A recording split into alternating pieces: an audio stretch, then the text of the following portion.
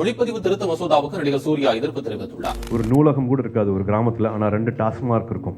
அவ்வளவு காசு கொடுக்குறீங்க, அவ்வளவு செலவு பண்றீங்க, பெயிண்ட் அடிக்கிறீங்க, மெயின்டைன் பண்றீங்க, கோயில் ஒண்டியில அவ்வளவு காசு போடுறீங்க. ப்ளீஸ் அதே காசு பில்டிங்ஸ்ல போடுங்க, ஸ்கூல்ஸ் கொடுங்க, ஹாஸ்பிட்டல்ஸ் கொடுங்க. மறுபடியும் தேர்வு, தகுதி தேர்வு, நுழைவுத் தேர்வு, இதுல இருக்கிற கவனம் தரமான சமமான மாணவர்களுக்காக செய்யப்படவில்லை.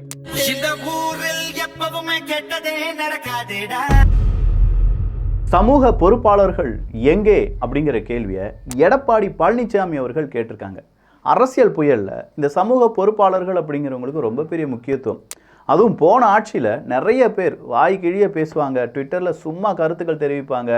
அது அப்படின்னு என்ன ஒரு சின்ன பிரச்சனை நடந்தாலும் சரி, விவசாயிகளை காப்பாற்றுறதுக்கு ஒரு நபர் இருப்பார், கோயிலை காப்பாற்றுவதற்கு ஒரு நபர் இருப்பாங்க, அரசியல்வாதியை விமர்சிப்பதற்கு ஒரு நபர் இருப்பாங்க, அறக்கட்டளை சார்பாக இன்னொரு நபர் இருப்பாங்க, போதை வஸ்துக்களுக்கு இன்னொரு நபர் இருப்பாங்க. இப்படின்னு சொல்லி நிறைய சமூக செயற்பாட்டாளர்கள் இருந்தாங்க. கரெக்டு தான். அந்த வழி யாருக்கு இருக்கும்? எடப்பாடி பழனிசாமி அவர்களுக்கு இருக்கும்.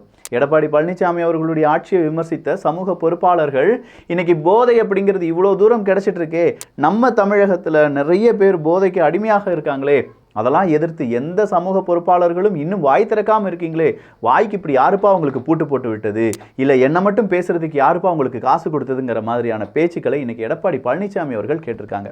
இந்த வாய்ப்பூட்டு அப்படின்னு சொன்னோன்னே சோஷியல் மீடியாவில் நிறைய புகைப்படம் அப்படிலாம் வெளியாகும். அதில் நமக்கு தெரியாதுங்க, அதெல்லாம் நம்ம பார்த்ததில்லை. அப்பப்போ நமக்கு ஃபார்வேர்டு வரும், அவ்வளோதான். ஆனால் இந்த இடத்துல நியாயமான கேள்வி தானே. ஒரு நடிகனாக இருந்தால் அந்த நடிகன் ஒரு ஆட்சியில் நடக்கக்கூடிய குற்றச்சாட்டை மட்டும் வெளியில் சொல்கிறதும், இன்னொரு ஆட்சி வரும்போது அந்த குற்றச்சாட்டை நடக்காத மாதிரியும் இருப்பது அப்படிங்கிறதெல்லாம் என்ன சொல்லுவாங்கன்னா, நடிகர்களுடைய பாஷையிலே சொன்னால் பேர் எனக்கு தெரியுமா, இது அரசியல் புயல். அந்த புயலில் இப்படிலாம் சில விஷயங்கள் கண்டிப்பாக எடப்பாடி பழனிசாமி அவர்கள் கேட்டிருப்பதும், அது நிறைய பேர் வாய் மூடி மௌனமாக இருப்பதும் ஒரு பெரிய சந்தேகத்தை ஏற்படுத்தி இருக்கிறது. மக்களும் யோசிக்கணும், எந்த நடிகனை நம்பலாமா அப்படிங்கிறது எல்லாத்தையுமே மக்களும் யோசிக்க வேண்டும். எல்லா நடிகனையும் நம்பக்கூடாது. அதே மாதிரி மக்களுக்காக போராடுகிறேன் அப்படிங்கிற நடிகர்கள் நடிக்கிறார்களா அப்படிங்கிறதையும் கொஞ்சம் பார்த்து தெரிந்து கொள்ளுங்கள். இது ஆழமான அரசியல் சதுரங்கம்.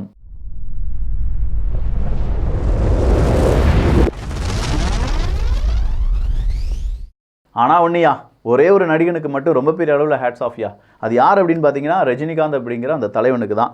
அவர் ஒரு விஷயத்த சொன்னார். அப்போ ஏற்படலன்னு சொன்னா இவங்களெல்லாம் நான் கொண்டு வந்து நான் பலிகடாக்க மாட்டேன், என்ன நம்பி ஒரு பலிகடாக்குறது கம்ப்ளீட்டாக வந்து சாதாரண விஷயமா?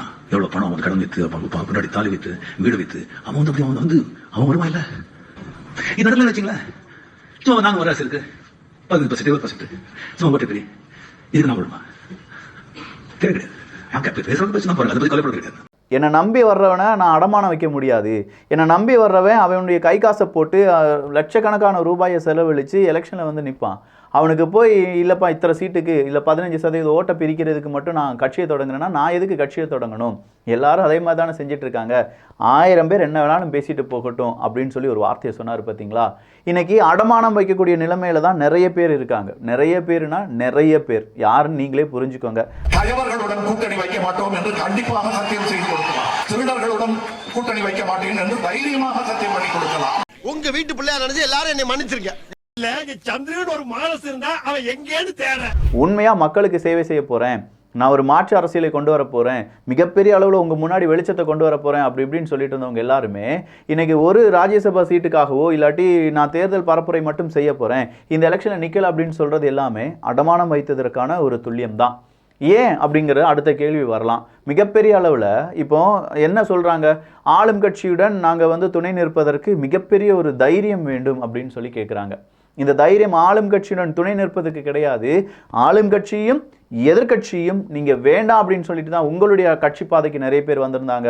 உங்களால் திறக்கப்பட்ட அந்த கதவுகள் மூடும் வரையிலும் நீங்கள் நல்ல விஷயங்களை காண்பிப்பீங்க அப்படின்னு சொல்லி நிறைய பேர் வெயிட் பண்ணாங்க. இன்னைக்கு என்ன சார் இப்படி பண்ணிட்டீங்களே அப்படின்னு சொல்லி அந்த பிக் பாஸை நடத்திய அந்த நடிகர் மீது பலரும் கோபமாக இருக்கிறார்கள். கூட்டணி வைக்க அவரை நடிகர் அப்படின்னு தான் நம்ம சொல்கிறோம். இன்னும் அரசியல்வாதியாக அவர் இன்னும் கம்ப்ளீட்டாக மாறவில்லையோ அப்படிங்கிற மாதிரி இருக்குது. பட் இந்த அரசியல் பேரங்கள் சீட் அப்படிலாம் சொல்லும்போது அவர் ஒரு அரசியல்வாதியாக கொஞ்சம் அப்படியே வாரார் அப்படிங்கிற மாதிரி இருக்குது. சரி, அது ஒரு புறம் இருக்கும்போது அடுத்த அரசியல்வாதியாக இருந்த நடிகராக இருந்து அரசியல்வாதியாக மாறிய சரத்குமார் அவர்கள் என்ன செஞ்சிருக்காரு அப்படின்னு பார்த்தீங்கன்னா நேராக பிஜேபியில் போய் ஐக்கியமாயிட்டாரு. இப்போ பிஜேபி கூடலாம் அலைன்ஸ் வைக்கவே மாட்டேன்னு சொன்னீங்க அப்படின்னு கேட்கும்போது ஆமாப்பா, இப்போ மோடி 3வது முறையாக வர வேண்டும், அதற்காக நம்முடைய கட்சி சரத்குமார் கட்சி அப்படிங்கிறது பாடுபடும், எந்த தொகுதி வேணாலும் எனக்கு தாங்க, நான் ஜெயித்து காண்பிக்கிறேன் அப்படின்னு சொல்லி சரத்குமார் அவர்கள் அவருடைய அரசியல் பாதையை தேர்ந்தெடுத்திருக்கிறார் அப்படின்னு சொல்லலாம். இதே மாதிரி ஒவ்வொரு நபர்களும் ஒவ்வொரு அரசியல் கட்சியும் நிறைய பாதைகளை, புதிய பாதைகளை தேர்ந்தெடுக்கிறாங்க. தேமுதிக திமுக கூட ஜாயின் பண்ணல, அதிமுக கூட ஜாயின் பண்ணிட்டாங்க அப்படிங்கிற ஒரு பெரிய தகவல் வெளியானது. ஆமாம், அஃபீஷியலாக நாங்கள் பேச்சுவார்த்தையை முடிச்சிட்டோம், தேமுதிக அதிமுகவினுடைய பேச்சுவார்த்தை முடிந்தது அப்படின்னு சொன்னாங்கல்ல. அன்அஃபீஷியலாக நேற்றுலேருந்து ஒரு செய்தி அடியாயிட்டு இருக்கு. தேமுதிக இப்போ அதிமுகவுக்கு கால் பண்ணிலாம் பேசுறது கிடையாதான், நேராக அவங்க பாஜக கூட பேசிட்டு இருக்காங்க அப்படிங்கிற மாதிரியான தகவல் வெளியாகி இருக்கிறது. நாம் யாருக்கு என்ன தீங்கு செய்தோம், நமக்கு மட்டும் ஏன் இப்படி எல்லாம் நடக்கிறது? பிரேமலதா அவர்கள் எந்த மாதிரியான முடிவுகளை எடுக்க போறாங்க? தேமுதிக இல்லை பாஜக இவங்களுடைய அலைன்ஸா, இல்லை தேமுதிக அதிமுக அலைன்ஸா அப்படிங்கிறது ஒரு பெரும் கேள்வியாக நிற்கிறது. அடுத்ததா எடப்பாடி பழனிசாமி அவர்கள் தான் போதைப்பொருள் சமூக பொறுப்பாளர்கள் மௌனம் காப்பது ஏன் அப்படிங்கிற கேள்வியை கேட்டிருக்கார். நேத்தே ஒரு சூப்பரான கேள்வியை கேட்டிருந்தார். என்னை பற்றி நிறைய அவதூறுகள் பரப்பும் போது அதை அத்தனை செய்தி ஊடகங்களும் செய்தியாக வெளியிட்டார்கள். இன்னைக்கு இவ்வளோ பெரிய சம்பவங்கள் நடந்துட்டு இருக்கு, ஏதாவது ஒரு செய்தி ஊடகம் செய்தியை வெளியிடுகிறீர்களா, இதெல்லாம் ஊடகமாப்பா அப்படிங்கிற மாதிரி ஒரு கேள்வியை கேட்டிருந்தார். அந்த கேள்வி நியாயமான கேள்விதான். ஏன்னா நிறைய ஊடகத்தில் இந்த மாதிரியான செய்தி வெளியானது அப்படிங்கிறது வெளியிலே வரலன்னு வச்சுக்கோங்களேன். உதாரணத்துக்கு நான் சொல்கிறேன், 110 கோடி ரூபாய் போதைப் பொருள் அப்படிங்கிறது பறிமுதல் செய்யப்பட்டிருக்கிறது. 110 கோடி ரூபாய் அப்படிங்கிறது இல்லை, கிலோகிராம் தான். கஞ்சா ஒரு 827 கிலோகிராம் அப்படிங்கிறாங்க. இன்னொன்று ஒரு 100 கிலோக்கு வேற ஒரு போதைப் பொருள் அப்படின்னு சொல்றாங்க. புதுக்கோட்டை மாவட்டம் அறந்தாங்கியில் இலங்கைக்கு கடத்துவதற்கு வைக்கப்பட்டிருந்த 110 கோடி ரூபாய் மதிப்பிலான 100 கிலோ பீப் என்ற போதைப் பொருளும் 874 கிலோ கஞ்சாவும் திருச்சி சுங்கத்துறை நுண்ணறிவு பிரிவினரால் பறிமுதல் செய்யப்பட்டுள்ளதாக செய்திகள் வருகின்றன. இந்த விடியா ஆட்சியில் போதைப்பொருள் புழக்கம் கட்டுக்கடங்காத நிலைமைக்கு சென்றுவிட்டது. அஇஅதிமுக ஆட்சியில் தனக்கு தும்மல் வந்தாலும் நான் பதவி விலக வேண்டும் என்று சொன்ன இன்றைய முதலமைச்சர் திரு மு.க. ஸ்டாலின் அவர்கள் தற்போதைய சூழலை கருத்தில் கொண்டு தார்மீக பொறுப்பேற்று இன்னும் ராஜினாமா செய்யாதது ஏன் அப்படிங்கிற கேள்வியை கேட்டிருக்காங்க. எதுக்கெடுத்தாலும் எடப்பாடி பழனிசாமி அவர்கள் பதவி விலக வேண்டும், பதவி விலக வேண்டும் அப்படின்னு சொல்லிட்டு இருந்தவர் இன்னைக்கு இவ்வளவு நடந்திருக்கே, அவர் ராஜினாமா செய்வாரா, பதவி விலகுவாரா அப்படிங்கிற கேள்வியை யார் கேட்டிருக்காங்க? எடப்பாடி பழனிசாமி அவர்கள் கேட்டிருக்காங்க. இது மாதிரி செய்தியெல்லாம் ஒதுக்கி தள்ளிவிட்டு உழைச்சிக்கிட்டே இருப்பேன். அடுத்ததா அஇஅதிமுக ஆட்சியில் தொடர்ந்து குரல் கொடுத்து அரசின் கவனத்திற்கு பல்வேறு விஷயங்களை கொண்டு வந்த சமூக பொறுப்பாளர்கள் பலர் தற்போது திமுக ஆட்சியில் தமிழ்நாட்டு மக்கள் அனைவரையும் அச்சத்தில் ஆழ்த்தியுள்ள இந்த போதைப்பொருள் விவகாரத்தில் மௌனமாக இருப்பது ஏன் இந்த மௌனம் அப்படிங்கிற கேள்வியும் கேட்டிருக்காங்க. ஒவ்வொரு நடிகர்களும் ஒவ்வொரு சமூக செயற்பாட்டாளர்களும் இந்த கேள்வியை கேட்டோடனே அவங்களுக்குள்ள இருக்கக்கூடிய கொஞ்சமாவது மனசாட்சி இருந்துச்சுன்னா, ஆமாம் போன முறை நம்ம இதெல்லாம் கேள்வி கேட்டோம், இந்த முறை நம்ம கேள்வி கேட்கல, நம்மளை அசிங்கமாக திட்டுவாங்க, 4 படத்தை அப்படி தான் செய்வாங்க, அதெல்லாம் கண்டுக்கிடாதரா அப்படின்னு சொல்லி கடந்து போவீங்களா? அட்லீஸ்ட் கொஞ்சம் தமிழக மக்கள் அவங்க கொடுக்குற காசில், ஏன்னா டிக்கெட்னா என்ன, யார் அப்பா வீட்டு காசும் கிடையாதுல்ல, அது அவன் உழைக்கிற காசு தானே. அந்த காசில் நீங்கள் டிக்கெட்டு வாங்கி படத்தை பார்த்து உங்களை வாழ வைக்கக்கூடிய நிறைய நட்சத்திரங்களை ரொம்ப பெரிய அளவில் உங்களை இவ்வளோ தூரம் புகழுக்கு கொண்டு போன நிறைய நடிகர்கள் நடிகைகள் எல்லாத்தையும் தான் நம்ம கேள்வி கேட்குறோம். புகழுக்கு கொண்டு போன இத்தனை நபர்கள் இங்கே பாடுபட்டு இருக்காங்க, கஞ்சா அடிமை அப்படி இப்படின்னு சொல்லி பல பிரச்சனைகள் வந்துட்டு இருக்கு. எங்கே போனீர்கள் அப்படிங்கிற ஒரு கேள்வியை எல்லாரும் கேட்கலாம், நியாயமான கேள்வி. எங்கே போனாலும் இந்த கேள்வி வேலிடானது தான். தமிழ்நாட்டில் செய்யப்படும் பல்வேறு போதைப்பொருள் பறிமுதல் மத்திய அமைப்புகளால் தான் செய்யப்படுகின்றன அப்படிங்கிற ஒரு குற்றச்சாட்டை வைக்கிறார். அதாவது மாநிலம் எதுவுமே அதிகமாக செய்யலை, மத்திய அரசாங்கத்தில் இருக்கக்கூடிய அமைப்புகள் தான் இந்த போதைப் பொருளை அதிகமாக கண்டுபிடிக்கின்றன.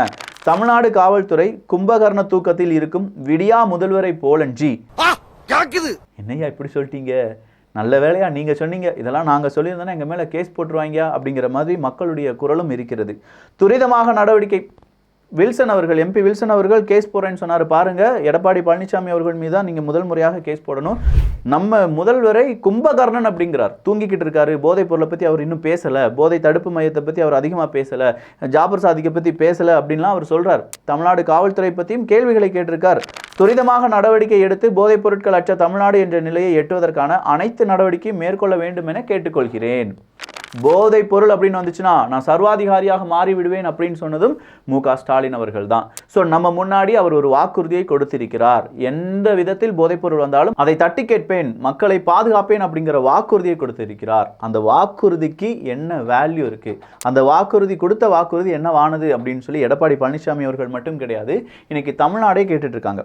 இந்த 110 கோடி ரூபாய் மதிப்புள்ள அப்படிங்கிறது மட்டும் கிடையாதுங்க. இதுக்கு முன்னாடி ஒரு 180 கோடி, அதுக்கு முன்னாடி ஒரு 60 லட்சம், அதுக்கு முன்னாடி ஒரு 2000 கோடி. இப்போ நம்ம பாரிஸ் இருக்குல்ல, பாரிமுனை அப்படின்னு சொல்லுவோம்ல, அங்க பல கடைகளில் திடீர்னு ரைடு போயிருக்காங்க.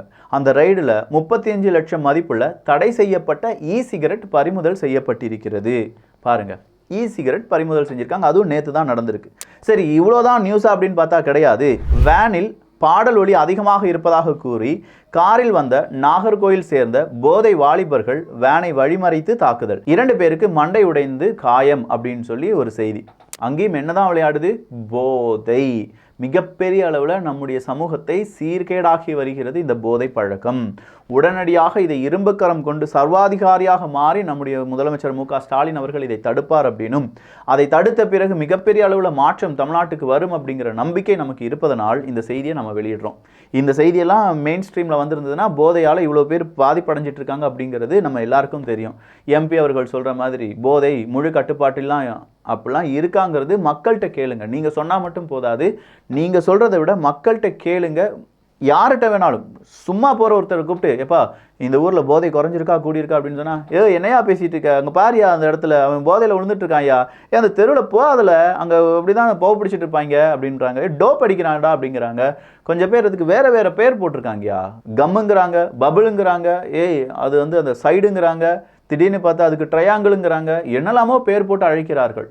ஸோ பல விஷயங்கள் இங்கே போதை அப்படிங்கிறதுல மக்கள், மாணவர்கள், இளைஞர்கள் அடிமைப்பட்டு வருகிறார்கள் என்பது ஒரு பெரிய அச்சமாக மாறி வருகிறது. அதை தடுப்பதற்கு நம்ம என்ன செய்யணுமோ அதை செய்யணும். எடப்பாடி பழனிசாமி அவர்கள் இந்த கேள்வியெல்லாம் கேட்க ஆரம்பிச்சிருக்காரு அப்படிங்கிறது ஒரு பெரிய விஷயம்தான். பெரிய அளவில் இதை ஏடிஎம்கே ஐடி விங்கும் கொண்டு போகணும் அப்படிங்கிறது தான் நம்முடைய ஆசை. ஏன்னா டிஎம்கே ஐடி விங்கு ராப்பகலாக உழைச்சிட்டு இருக்காங்க.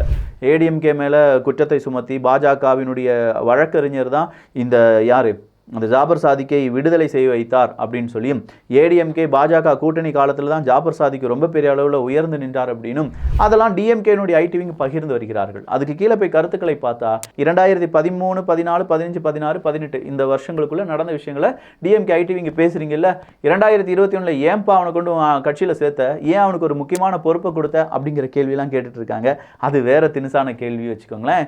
ஸோ இங்கே அவன் செஞ்சது தான் தப்பு, நான் செஞ்சது சின்ன தப்பு தானே, அவன் தானே பெரிய தப்பு செஞ்சிட்டான், தப்புல சின்னது தப்பு பெருசுலாம் கிடையாதுப்பா, தப்பு தான். அதுவும் குறிப்பாக இந்த மாதிரியான தவறுகள், அது இளைஞர்களை தப்பாக வழி நடத்தக்கூடிய, இல்லாட்டி அவங்களுடைய மூளையை மழுங்கடிக்கக்கூடிய இந்த மாதிரியான தவறுகள் அடுத்த தலைமுறைக்கு நம்ம செய்யக்கூடிய துரோகம் அப்படின்னு சொல்லலாம். இந்த துரோகத்தில் ஈடுபடக்கூடிய யாராக இருந்தாலும், இந்த துரோகத்தை தட்டி கேட்காத யாராக இருந்தாலும் அவங்க, நான் முதல்ல சினிமா டைலாக் ஒன்று சொன்னேன் பார்த்தீங்களா, அதுதான். நல்லதை பகிர்ந்து நல்ல சமுதாயத்தை உருவாக்குவோம். நன்றி, வணக்கம்.